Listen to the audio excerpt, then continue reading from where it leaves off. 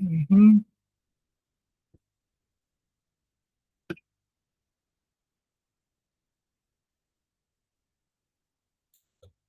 Okay, so the first topic that we're going to discuss is framework of maternal and child health nursing.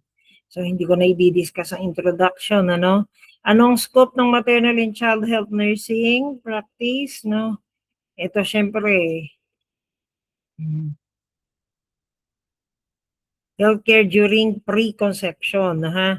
So, ibig sabihin, ang scope ng maternal and child health nursing ay hindi lamang simula sa pagbubuntis. Alam natin yan, di ba? From the very start.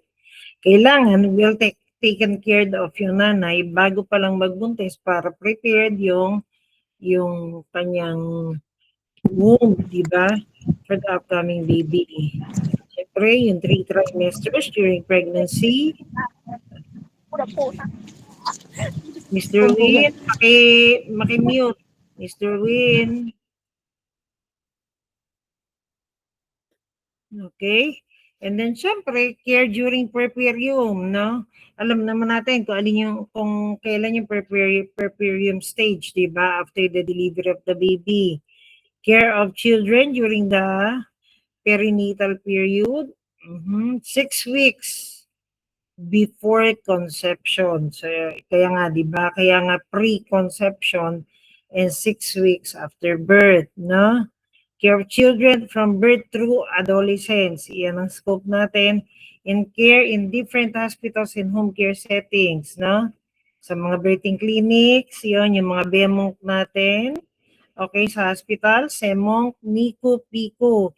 And syempre sa community health nursing, kasama dyan yung home care kasi included din sa maternal and child health nursing ang family, diba? Okay? So what are the philosophy of maternal and child health nursing? Siyempre, ayan, okay? Family-centered, no?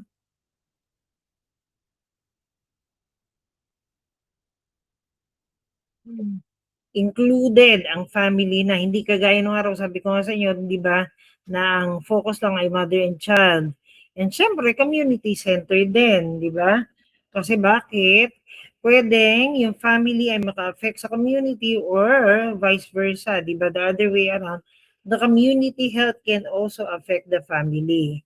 And syempre, it should always be evidence-based, no? Bakit kailangan evidence-based? Para may basis for giving the care for the patients, no? A challenging role for nurses and major factors in keeping families well and optimally functioning, no? Kaya nga meron tayo, di ba, even sa mga community, kung hindi accessible yung mga healthcare facilities, meron tayo ng mga barangay health stations. So, tayo bilang MCN, maternal and child health nurse, alam natin yan. In general, ayan, serves as an advocate to protect the rights of all family members, including the fetus. So, definitely, for us MCN, abortion is a big no. No? Kasi alam naman natin, for us nurses, for us maternal and child nurses, ng fetus ay hindi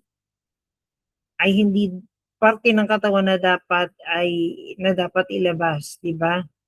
The fetus is also another human being, 'di ba? That also has a right pero hindi pa kayang magsalita, 'di ba? Hindi pa niya kayang ilaban yung sarili niyang right. So tayo bilang nurses, 'di ba? We will fight for the right of these fetuses, no? Demonstrate high degree of independent nursing function because teaching and counseling are major interventions, no? Kaya nga tayo nag-aral, di ba? Kaya tayo nag-aral ng 4-year nursing kasi so that we can teach, di ba, the family, the maternal and child, di ba, the right things, no, based on principles, based on what we have learned. Remote health and diseases prevention. And this is prevention because this protects the health of the next generation. Alam naman natin, di ba? Kung halimbawa magkaroon man ng problem yung nanay such as measles, di ba? That it can affect the development of the child. Kaya nga kailangan well protected ang nanay para yung mga ipapanganak niyang bata ay maging maayos.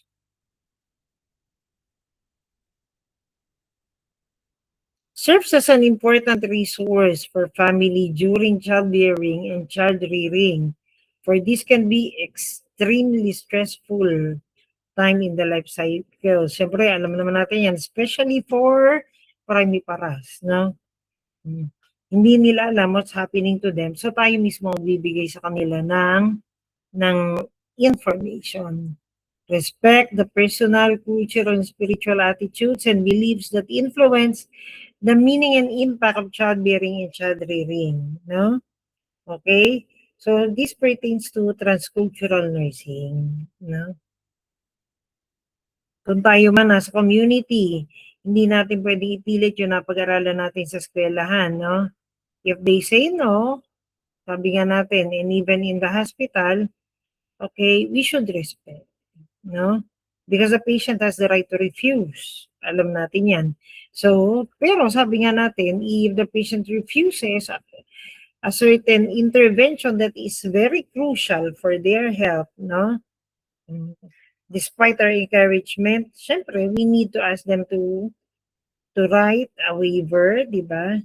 The reason for their refusal, and it should be signed by them with a witness, no, from both sides, from both parties.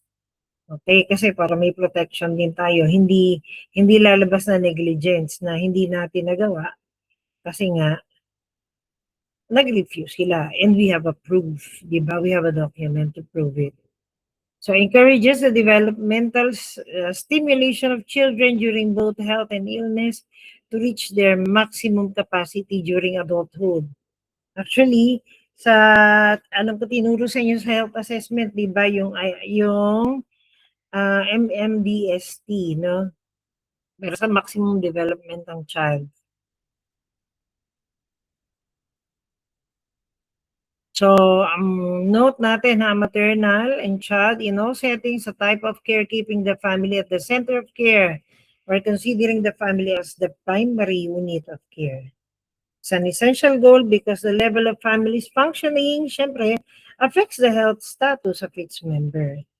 A family-centered approach enables nurses to better understand individuals and their effect on others. And in turn, syempre, provide holistic care, no? Kasi kahit anong sabihin natin dun sa ating pasyente, kahit anong ituro, kung hindi supportive yung family, hindi siya magmamaterialize. Okay? Offices of healthcare.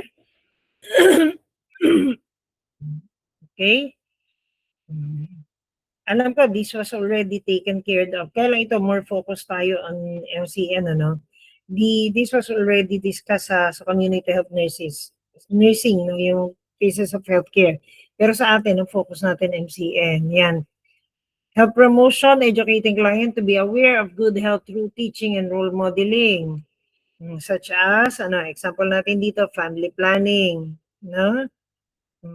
Yung para sa population control. Kung iba kailangan, ang iaanak mo lang yung kaya mong i-support.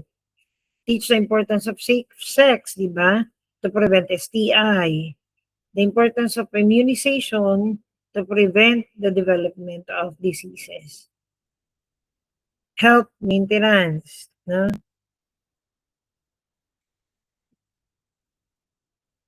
I hope nakikinig kayo.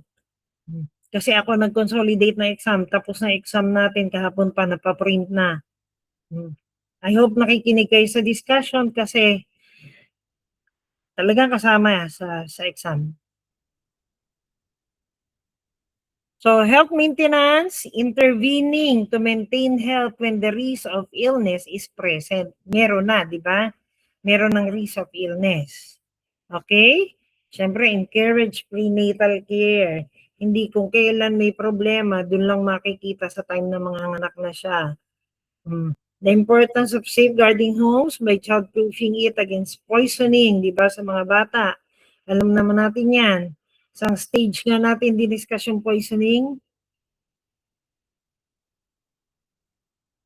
Isang stage ng development ng bata. Sige, kahit hindi na to kasama sa grade, at least makita ko nagpa-participate kayo. May Sabado. Toddler po. Toddler, yes. Mhm. Mhm. Okay? So, dyan, maintenance na yan, ano ha? And then we have health restoration, ha? So, sa health restoration, ayan, siyempre, diagnosing and treating illness using interventions that will return the client to wellness fast, no ha? So, care of the child during illness para mas mabilis ang recovery ng bata. Care of the woman during pregnancy complications such as diabetes, di ba? Yun nga, hypertension, di ba? Okay. Then sa rehabilitation naman, preventing further complication, no? From an illness, bringing the client back on to an optimal state of wellness and helping the client accept inevitable death, no? So, ayan, halimbawa, encourage continuous therapies and medication. Dito sa, yung when helping the client accept inevitable death, it's not just about the client herself. It's included dito yung cases natin kagaya ng mga ectopic pregnancy, di ba? Na kuminsan, syempre, lalo na kung matagal hindi nagbubuntis ang nanay, tapos,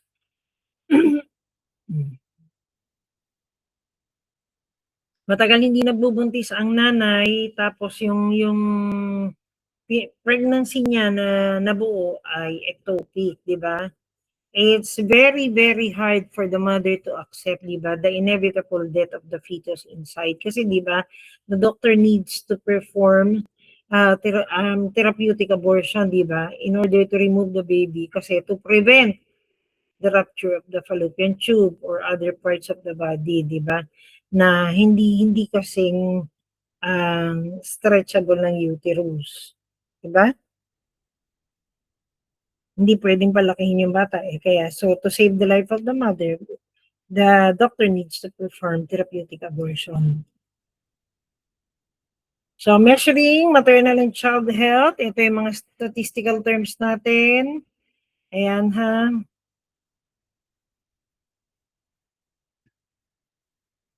So, statistic also show, ito na yung mga pag-focus lang natin. Kasi alam naman natin, di ba, Philippines is among the 68 countries, di ba, which contributed to the 97% of maternal, neonatal, and child deaths worldwide. No? Kasi third world tayo talaga, medyo mahirap. No? Statistic also show that almost half of the deaths of Filipino children, half, almost 50% under 5 years old are within the first 28 days of life. No? So, according to UNICEF, complication children are brought by hemorrhage, sepsis, hypertension ng nanay, then, and syempre, abortive outcomes, no? Which are actually preventable naman kung tutuusin, di ba? So, ito yung ating mga statistical terms, no? Birth rate. So, when we talk about birth rate, no? Sa statistical term kasi ang basis natin 1,000, ano? Number of births per 1,000 population. So, fertility rate natin, number of pregnancies per 1,000 women of childbearing age, no? And then, sa neonatal death, no? Di ba, dito sa Pilipinas, sabi nga, almost 50% ay neonatal death rate, no? Kasi yun yung first 28 days of life, no? Perinatal death rate, number of deaths of fetuses weighing less than 500 grams within the first 28 days of life per 1,000 birth, no? Infant mortality rate. Alam naman natin, ang infancy ay first 12 months of life, no ha? So, yun yung death sa first 12 months of life. Childhood mortality rate, number of deaths per 1,000. So, 1 to 4 years old to, no ha, sa childhood. Okay, sa maternal mortality rate naman, number of deaths per 1,000 live births, no, sa panganganak that occur as a direct result of the reproductive process. Okay?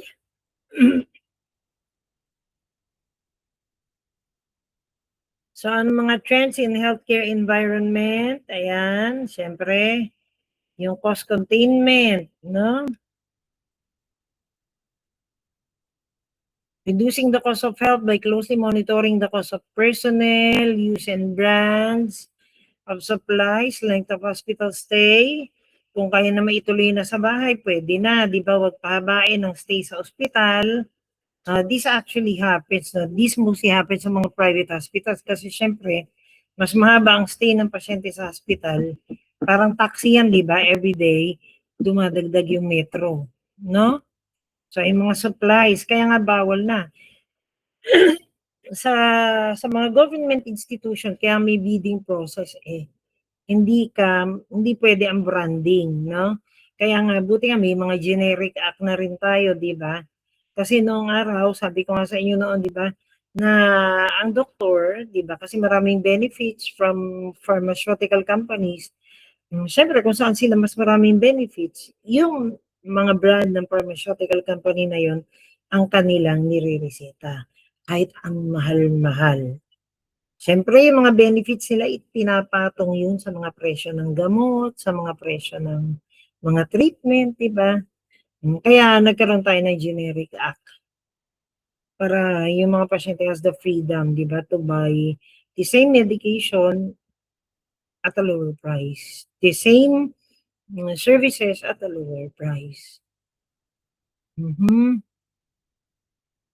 Tapos yung number of referrals while maintaining quality care na ha. Kung minsan, kahit hindi ganun ka-complicated ang case, ang dami-daming doktor na attend sa'yo. Bibisitahin ka ng ilang minuto pero yung professional fee, di ba magkano? So, ayun, dapat may, yan, yung cost containment, no? Buti nga sa mga government hospital, meron na tayong no bill policy. Increasing alternative setting and styles for healthcare. Yan, yung LDRP, no? Labor Delivery Recovery Postpartum Rooms. A more natural childbirth environment as a birthing room, family members are invited to stay to be a part of childbirth, no? Though sa atin kasi bihira yan, kasi lalo na kung halimbawa sa government hospital, sa BGH, hindi pwedeng kasama yung pamilya sa loob, di ba? Kasi kung ang labor room nga natin, sama-sama sila. Okay, we still retain the privacy of the patient. Meron tayong mga retail clinics, yan, or emergent care clinics located sa mga shopping malls. Pero sa atin kasi hindi sa shopping malls. Yung mga birthing clinics, di ba? Sabi ko nga sa inyo, if you graduate and you don't want a boss, no, and you want to be the boss, okay, undergo a IE suturing training, no? Marami na nagbibigay ng IE suturing. One is Pavelia, no? Sandali, somebody's calling lang, nakawait lang.